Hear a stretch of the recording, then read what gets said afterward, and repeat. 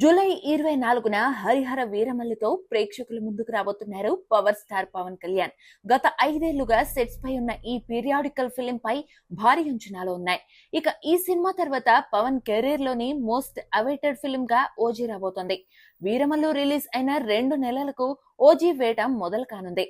September 25న OG release కాబోతోంది. Power packed gangster డ్రామాగా తెరకెక్కుతున్న ఈ సినిమాలో పవన్ ఓజాస్ గంభీరగా కనిపించనున్నారు. ఫ్యాన్ బాయ్ సుజిత్ ఎంతో ప్రతిష్టాత్మకంగా తెరకెక్కిస్తున్నాడు. ఇటీవలే ఈ సినిమా షూటింగ్ పూర్తి చేసుకుంది. వాయిదా పడే ఛాన్స్ ఉందని వార్తలు వస్తున్నప్పటికీ అలాంటిదేమీ లేదు. అనుకున్న సమయానికి ఓజీ వస్తుందని మేకర్స్ బల్లగుద్ది మరీ చెబుతున్నారు. కాబట్టి సెప్టెంబర్ లో ఓజీ రాక ఫిక్స్ అయినట్టే. ఇక ఆ తర్వాత అక్టోబర్ నెలలో మెగాస్టార్ చిరంజీవి సినిమా రాబోతుంది.